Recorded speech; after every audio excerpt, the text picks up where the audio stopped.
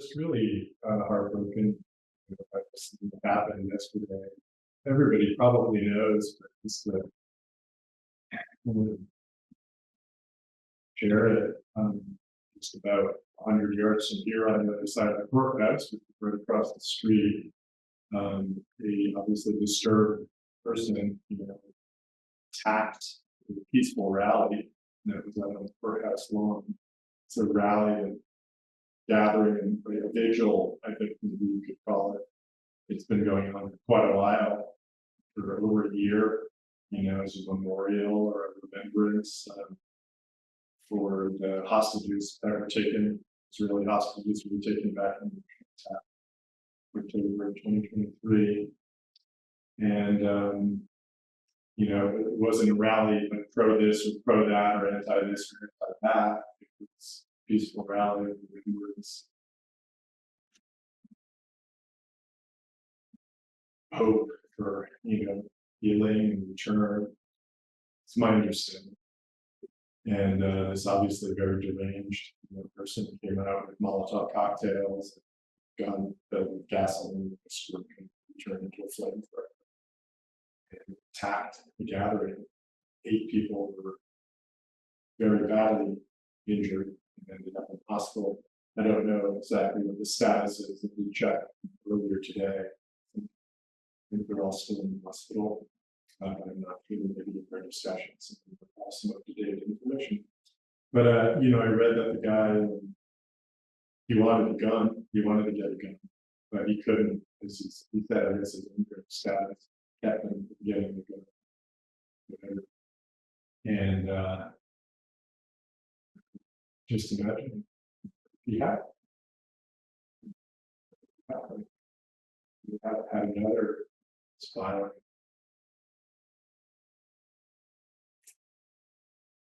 shooting. So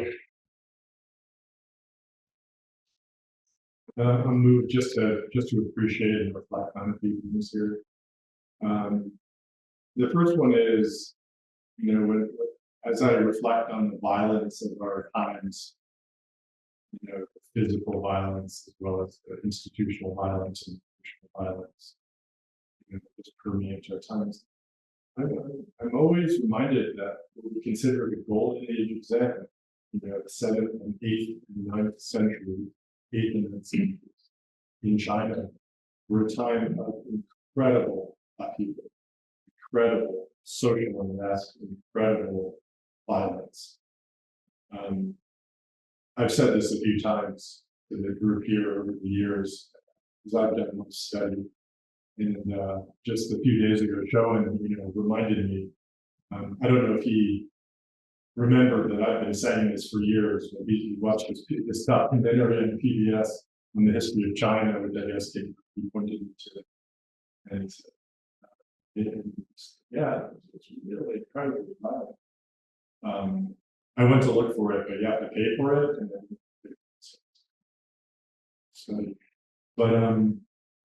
there was this thing called the An Lushan Rebellion, which you might have heard about, I think it was the 8th century in China.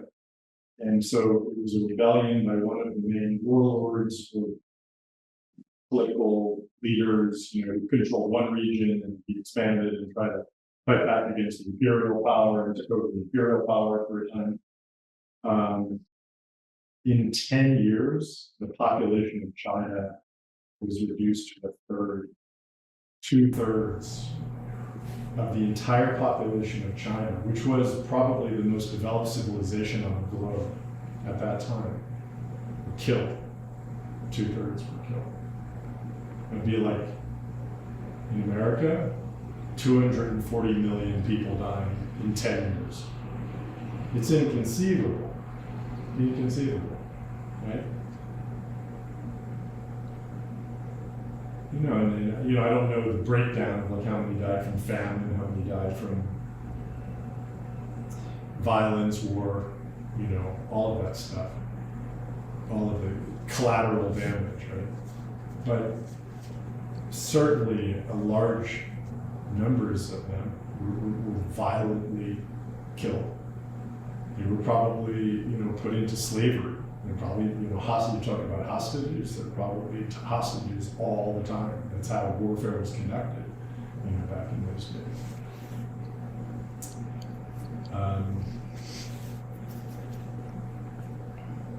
We tend to think, and sometimes I tend to think that there's something about the forms of violence we have today that are kind of a product of the nation state and colonialism and the types of weaponry we have, and there certainly are magnifying factors in those things. But this level of absolute violent devastation has been the way of humanity for a long, long time. Thousands and thousands of years. And in the midst of a particularly, violent and egregious outbreak of this kind of violence, the Zen spirit is just sparked and kindled. I kind of see it as there's ways that you can practice Buddhism as a moral philosophy and as a religious practice, but Zen practitioners, we kind of take it to another level, and we say we are going to wake up to our true nature and open up our wisdom and compassion so that we are active agents for healing and awakening. In this lifetime, in this moment. It isn't ultimately a moral code. So I think when we recognize the stakes, that we are living in a world on fire all the time, but especially perhaps now, with disease and violence and all of the toxins, greed, hatred, and ignorance, being magnified, being acted out aggressively by collectives. There's no time to waste. There's no time to waste. The time is now to act from our heart.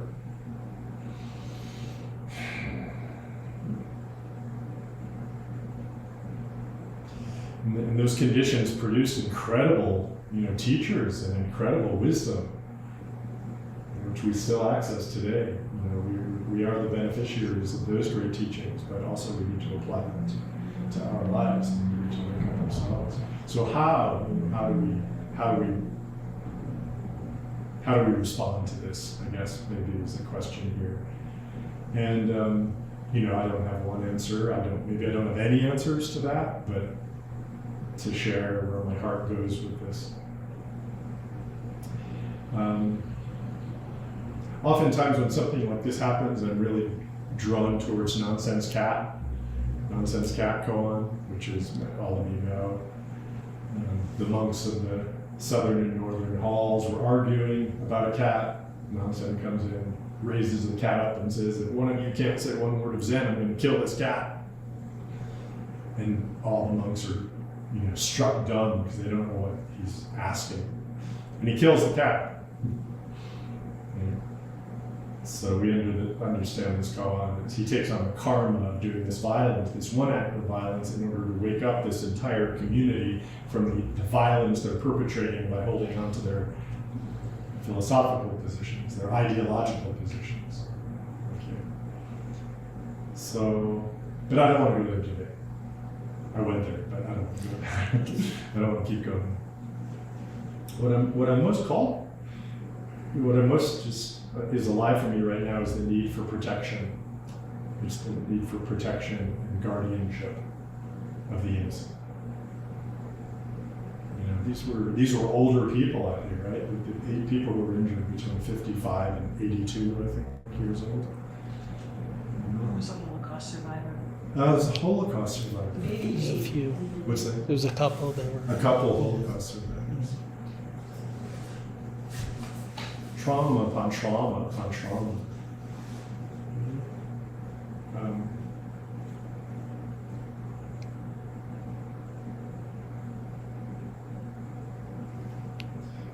I'm called to the need for protection of the innocent and protection of innocence. And that includes our innocence. Right? Not our ideas, not our thoughts, not our plans, our agendas, or our belief systems, but our own innocence. That is before, prior to all that. And more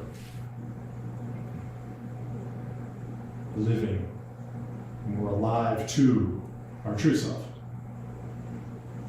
our Buddha nature. That innocence is much more connected, closely connected to our Buddha nature than our ideas and our ideologies. So there's a koan, another koan,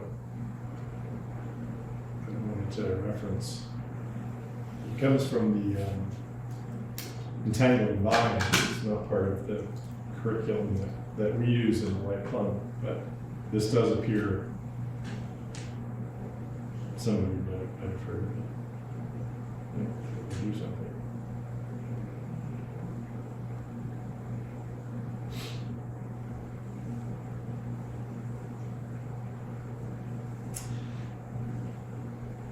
Okay, so this has Hyakujo and Isan, early Zen masters. I think this was, he lived during the Abelushan rebellion. So Hyakujo was the Zen master of the monastery, and Isan was his student, and he served as the head monk. One cold winter evening, Hyakujo came upon Isan in the monk's hall, alone, sitting in deep meditation. The room was so dark that Hyakujo couldn't make out Isan's face. Hyakujo asked, "Who was sitting there in the dark?" Isan replied, "It's your student, Isan. It's so cold and dark in here." Hyakujo says, "Would you poke through the ash in the stove and see if there are some burning embers to restart the fire?" Isan did as he was asked, but he turned to Hyakujo and said there are no embers left in the ash.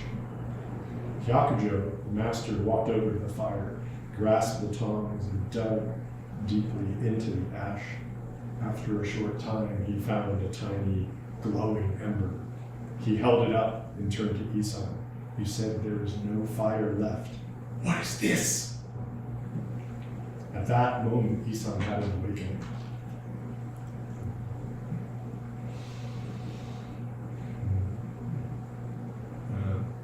There's a lot to appreciate about this. Come on. In dark times, always a spark. Always a spark. And so look for it. If things seem bleak, if things seem dark, if you really look into the inside, look into your own heart, look into the hearts of others, deep into the hearts of others, and you'll find that spark.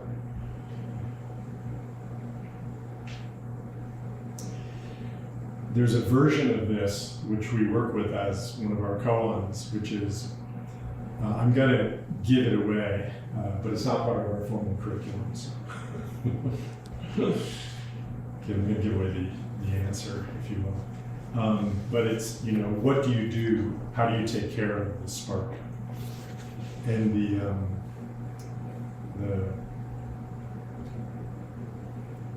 the formal answer is, you reach with your rakusu and pick it up.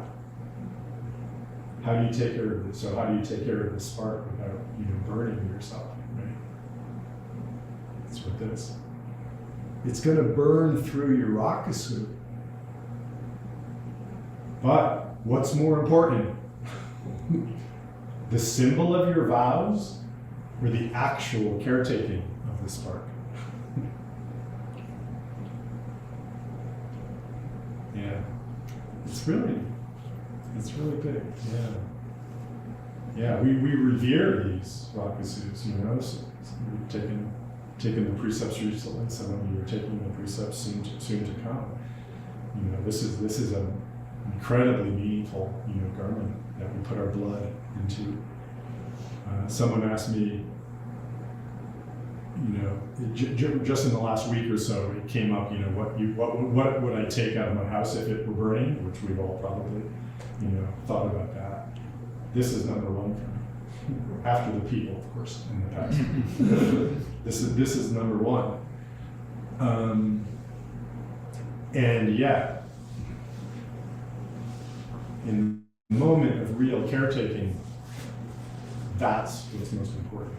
Okay, so even like the symbol of your precepts or the idea of your precepts, right? This is significant, right? You have an idea of following the precepts, and that can sometimes kind of get in the way of you actually doing what's needed, right? Thinking about what you should be doing, what's right, backing up your own actions with a rationale, which we all do. You maybe are not actually responding to taking care, right? So it's a big, I think, a helpful teaching in that way.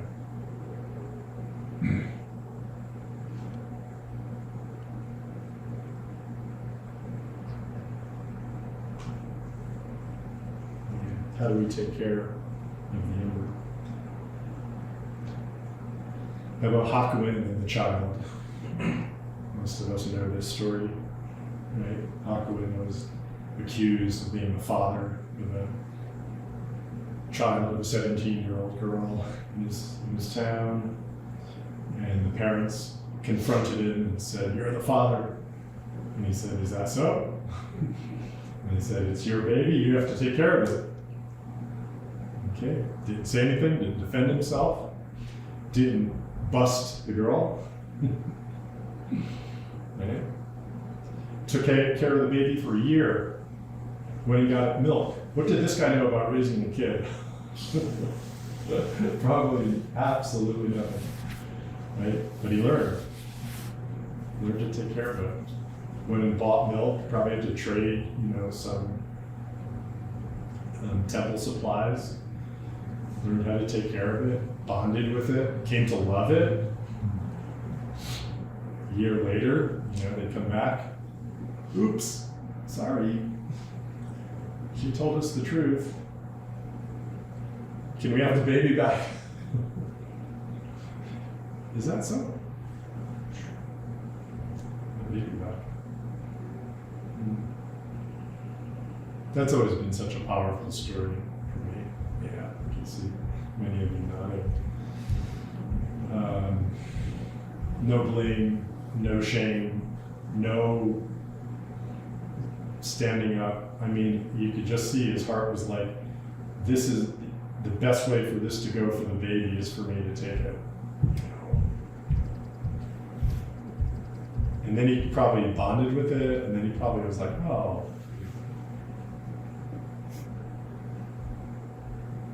I can actually say that from experience now, because I inherited 5 stepkids, after getting married. And I checked in with myself and I said, because it became this level of responsibility that I never dreamed of, and it was way overwhelming for the first year. So I asked myself, so after the first year, would I have gladly given them back? Or had I bonded, enough with them and, give myself the benefit of the doubt. But just today, I was so grateful to hear from Arya that the kids are they're thanking her for picking me. And my stepson, who I've had some hard, tough love, shared some tough love with him over the last few months, as many of you know. He called me the goat. Which, wow, I'll take it. Yeah. So,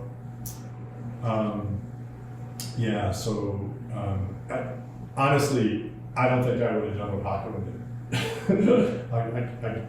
I'm happy. I give myself some credit for doing what I did, but wow, I don't know if I could have done what Hakuin did. But that level of caretaking of the innocent, yeah, I think that's what we need right now. That's what we need. But also, I want to say more. It's that was, there's so much violence being perpetrated against against the innocent. There's so much trauma, there's so much violence. So, yeah, I just want to acknowledge that. I'm not sure exactly what to do that. I just feel called to inspire all of our spirit of protection. We need to protect each other. Sangha is a refuge, but there's so many communities that are vulnerable to violence.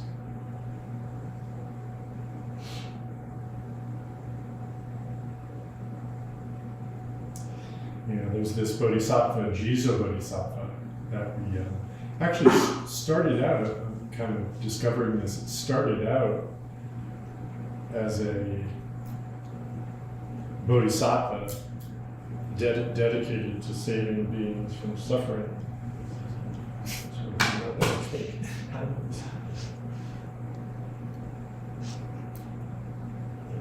Just taking it What a pun itself. Started as a bodhisattva dedicated to saving beings from suffering, especially those in hell realms, vowing not to achieve Buddhahood until all beings were liberated. So kind of a classic bodhisattva archetype.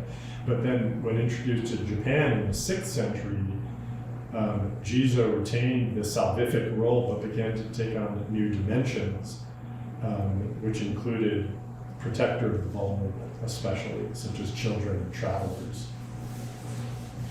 So it kind of became the Bodhisattva for ordinary people, for children, for the vulnerable, kind of an ever-present guardian. Shielding the innocent from demons and acting as a surrogate parent. Guardianship over the deceased, or vulnerable children, and then also travelers, expectant mothers, firemen, those suffering from disasters, embodying a broad guardianship over all who were at risk or in transition. So these days, these times, so many of us at risk and in transition. So maybe this Jizo is the Bodhisattva for our times. It's the Bodhisattva for me, for my time, for this time, this moment, right now, today. I'll say that. And in our Fusatsu ceremony, we say the names of the Buddha, and we say Namo Shakyamuni Buddha. I am Shakyamuni Buddha. I am Samantabhadra, and I am Jizo Bodhisattva.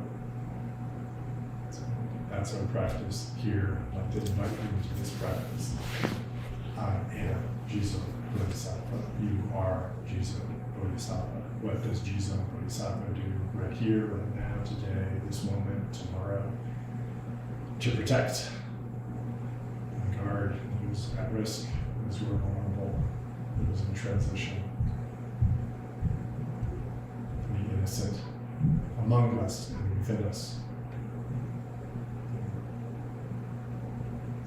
Thank you for your time.